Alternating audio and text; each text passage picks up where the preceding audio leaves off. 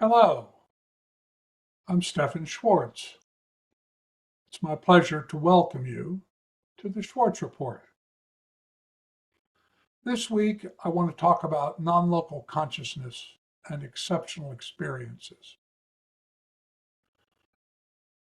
I want to talk about the experiences that people have that change our science, change our history, change our art, change our religions, because I think it's trying to tell us something very important about who we are. Where does creative genius come from? Where does spiritual epiphany come from? Where does psychic experiences come from? Now, I want to note that psychic is not a word that I use because there is so much misinformation about it. I would say non-local consciousness or non-local perception. But just so everybody understands what I'm talking about, psychic, non-local consciousness, non-local perception. For almost 200 years, the most intellectually rigorous approach we have had for examining the world, science, has had a strong bias toward reductive materialism. And throughout that time, materialism, physicalism, has been unable to answer a very hard question. What is the nature of consciousness? And how are we to explain those exceptional experiences those individuals have?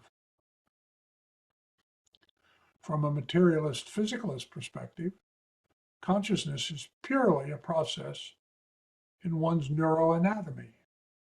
Spiritual ecstasy is really mostly seen as a delusion, and creative processes are the results of genetics, which give you a level of intelligence or social reinforcements.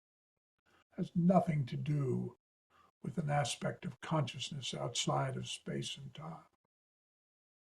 And yet, from time immemorial, these experiences have been reported across geography, culture, and the people who have them all talk about consciousness and having an experience of consciousness, which is different than normal waking consciousness. And since much of our history has been shaped by these men and women who've had these experiences, it seems to me both necessary and important that we understand them and the processes which cause them to occur. And if we retain the rigor of science, and I don't want to abandon it, expanding our perspective is the key. It isn't that science is wrong, it's that it's been inadequate because it does not incorporate consciousness as causal and fundamental. So one place to start in seeking to understand these experiences is in the words of the men and women to whom history accords the title creative genius, spiritual leader, prophet, or psychic. So let's start with the scientists. And we can start with Max Planck, the father of quantum mechanics. He was very clear. He said, I regard consciousness as fundamental. I regard matter as derivative from consciousness. We cannot get behind consciousness. Everything that we talk about, everything that we regard as existing, postulates consciousness. Was he alone? He was not. And I think that's important in and of itself. Consider Albert Einstein, father of relativity.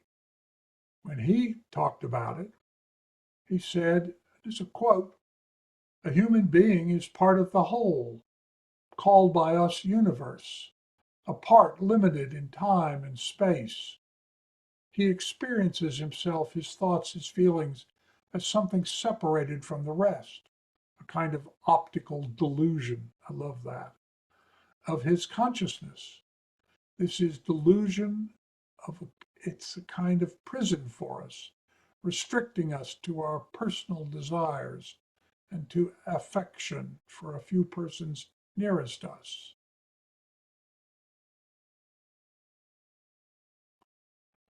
And he continued, our task must be to free ourselves from this prison by widening our circle of compassion, to embrace all living creatures and the whole of nature in its beauty. Nobody's able to achieve this completely, but the striving for such an achievement is in itself a part of liberation and a foundation for inner security. Albert Einstein sounds like someone who is an ecologist, or someone today who is arguing about respecting and recognizing the matrix of life. How interesting that these people who we think of as great scientists, who made these big breakthroughs, they themselves, when they talked about it, talk about consciousness and the interconnection and interdependence of life.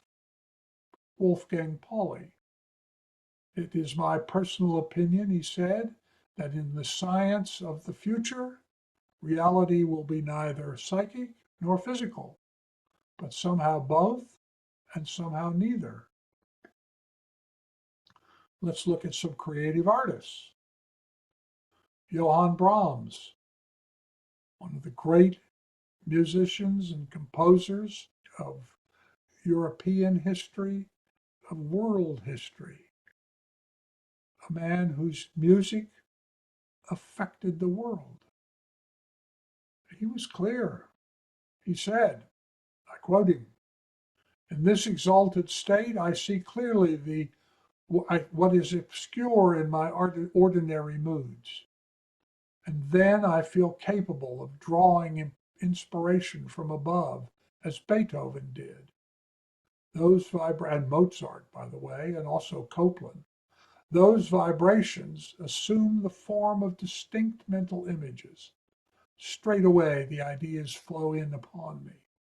And not only do I see distinct themes in the mind's eye, but they are clothed in the right forms, harmonies, orchestration.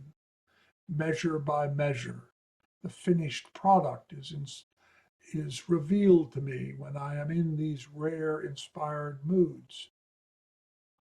I have to be in a semi-trance condition to get such results, a condition when the conscious mind is in temporary abeyance and the subconscious is in control, for it is through the subconscious mind, which is part of the omnipotence, that the inspiration comes.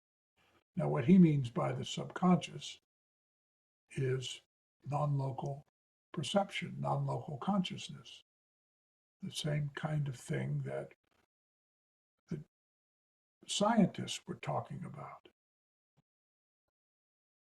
William Blake, if the doors of perception were cleansed, everything would appear to be as it is, infinite.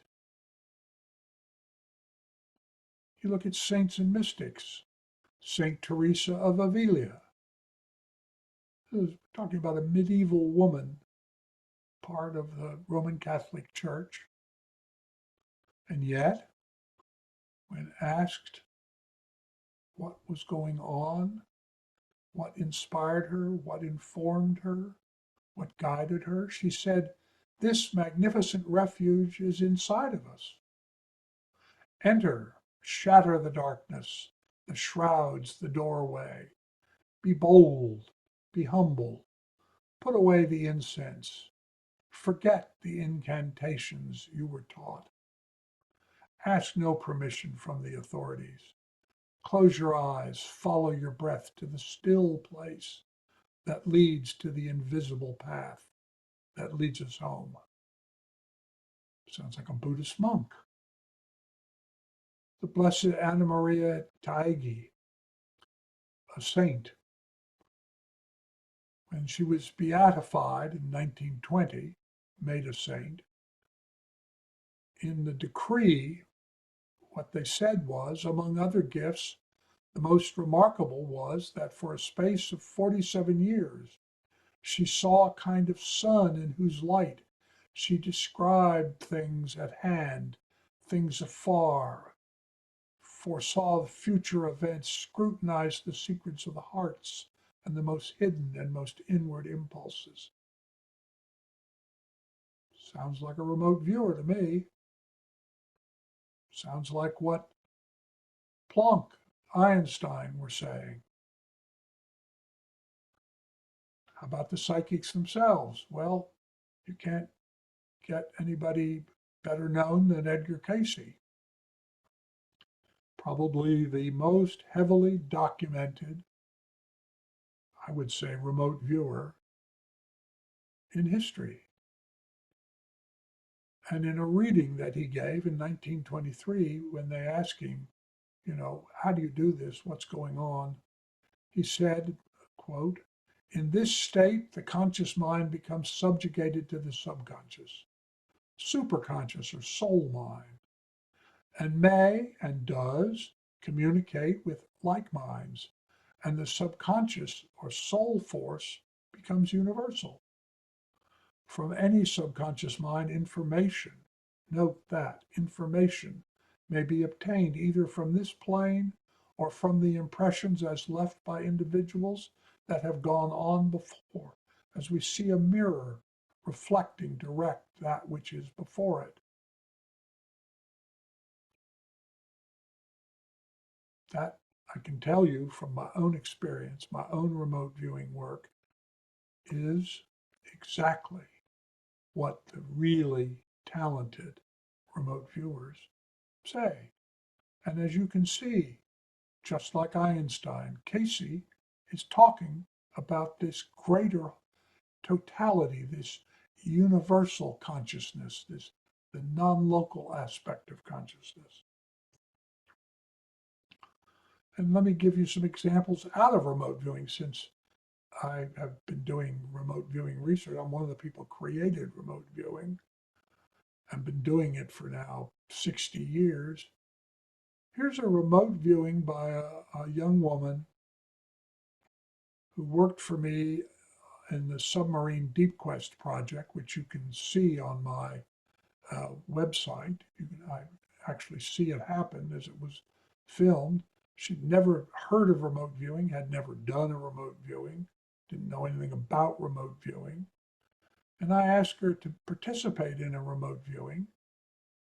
And here you see her picture, a target that was selected after she did the remote viewing. It was randomly selected, not by me. I didn't know at the time what the target was. Nobody knew. This is a precognitive remote viewing. And above, you see her drawing. And it's exactly the same. It's a bridge across a creek in a park. Now think about that. So what I think this is telling us is that you can learn to do this. This is possible as a learnable experience. I'm going to talk about that in another podcast, exactly how you can do this. But today, what I want to focus on is this similarity between the scientists, the spiritual leaders, the remote viewers, the psychics. Here's another one. I showed this last week's podcast. This is a remote viewing while he was asleep, having a lucid dream of Joe McMoneagle. Now on the left, you see his picture, and on the right, you see the target that was selected. And look how similar they are. These are ordinary people doing something extraordinary, having extraordinary experiences, because non-local consciousness is available to all of us, because we are a manifestation of non-local consciousness. So these experiences, spiritual, known for centuries, millennia, things like meditation that I talked about last week, creative genius as it occurs in any generation. These are experiences of this non-local aspect of consciousness. And they always are notable for their sense of connectedness and this timeless wholeness outside of space-time. So the point I'm trying to make is that we're in a time of transition. We're beginning to understand that there is an aspect of consciousness that is not space-time limited. We see it in the near-death experiences. We see it in the reincarnation work.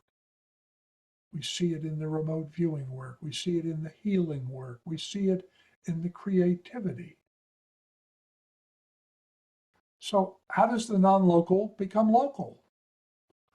Neuroscientists Mark Jung Beeman and Edward Bowden of Northwestern University and John Cunios of Drexel University may have made a breakthrough. They have been studying problem solving, which requires what they call insight. That is, it requires some kind of a perception, I would call it non-local perception, which is what you have to make contact with or open to. And you do this while you're in a magnetic resonance imaging device, an MRI. So they're actually looking at your brain while you're solving this problem that can't be solved just by intellectual reasoning.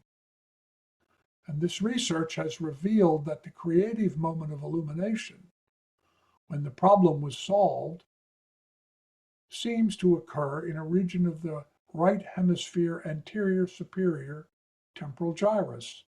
And here's a picture of an image from the MRI. And I want to stress, this has been going on now for some time. Just to give you an example, in the 3 years between 2006 and 2009, there were over 1,000 papers written on psychophysical self-regulation, leading often to the experience of non-local awareness that were published in peer-reviewed journals in science, which is science's benchmark. If you go to PubMed, the National Medical Library, and you search on meditation, search on that word, you'll get there's more than 10,000 papers. So this is a burgeoning part of science, although there's not much reporting about it in the general corporate media. Even more important, I think, or equally important, there are hundreds of papers now, and I've talked about this in some earlier podcasts, that describe non-physical linkage amongst humans, animals, birds, insects, as well as mental influence interactions between species, the efficacy of therapeutic intention, transactions that do not involve standard sense perception. Collectively, all of this is telling us that a change in paradigm is afoot. Now, you hear a lot of people who do think about this and talk about it, talking about quantum mechanics. Here's an example. Michael Garfield, an author of a well-known book on quantum biology, which is a whole field that has just emerged in recent years, and he says life is a molecular process. Molecular processes operate according to the quantum playbook. Therefore, life is a quantum process. So this work, I also want to point out that the scientists are doing supports the shamanic and spiritual traditions that have been reported as long as people have been keeping records. Every civilization, for instance, talks about meditation in some form. So we're not only dealing with science, we're not only dealing with music, we're dealing with the arts, we're dealing with spiritual impressions, but we're dealing with a tradition that dates back thousands of years. Now, I want to talk about something unusual about these science papers that you don't, I don't hear anybody talking about, to be honest. And that is that the papers, first of all, are in many different disciplines: medicine, psychology, psychiatry, anthropology, parapsychology, physics. And because science is kind of like a silo for many scientists, that is, they don't make very many references to research outside of their own discipline community. So what we're looking at, and the point I'm trying to make, is that you have people who are working in very different disciplines who are reporting their research, but that collectively they're all beginning to say the same thing. They're independently arising lines of inquiry that are merging into this new paradigm that is coming out. And the central insight is that all life is interconnected and interdependent, and that we live within a biosphere, not on it.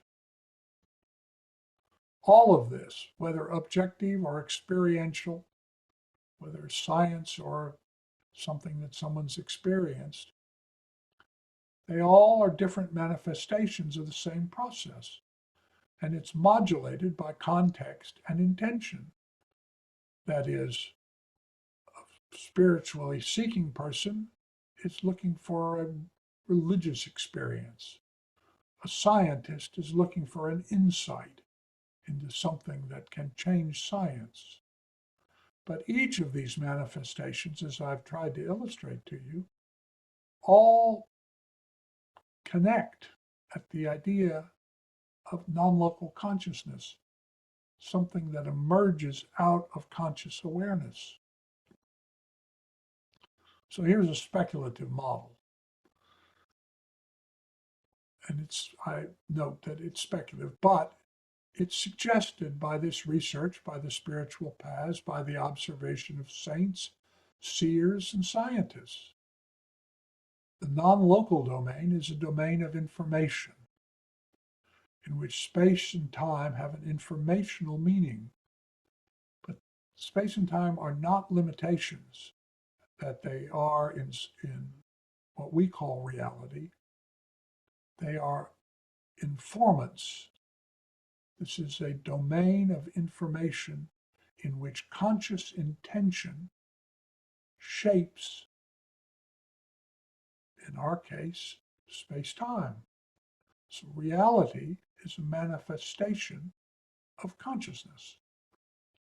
And this new paradigm is quite different. The physicalist, materialist consciousness paradigm said the mind is solely the result of physiological processes. Each person's consciousness is a discrete entity. There's no communication possible except through defined physiological senses. Talking, listening. Consciousness dwells entirely within the time-space continuum. That's the old paradigm. This new paradigm that is emerging says only certain aspects of the mind are the result of physiological processes. If you look at the near-death research, you look at the reincarnational research, consciousness is causal. Physical reality is its manifestation. All consciousness, regardless of its physical manifestation, is linked, entangled, might be another way to say it. Some aspects of consciousness are not limited by space-time continuum at all. That's how I was able to find archaeological sites that were completely unknown and either forgotten or no one knew where they were, and yet remote viewers could not only locate them, but could describe down to fractions of an inch what would be found there. Functionally, metaphorically, this emerging paradigm could be likened to the workstations in a biotelematic network. Our interactions with the network take place at many planes, from the physical to the non-local. And just as in any network, from electronic to biological, individuals both inform and influence as they are informed and influenced. We are in this interconnected, interdependent matrix of consciousness. And I think it's important, we should not fear this confluence of science and spirituality. I think it represents a move toward wholeness and wellness. We should embrace that we are linked into this interdependent, interconnected network. And the reason that I emphasize this so strongly is that when you recognize this interdependence, you understand why fostering well-being is so important, why it makes a difference, that the choices you make, the policies governments make, have enormous effect if they do or don't recognize the matrix of consciousness. We are coming up to a point where each of us is going to make a choice. We're either going to choose somebody who does not recognize the matrix of consciousness, or we're going to choose someone who does. The choice is up to us, and the choice we make will determine the future we have. Thank you.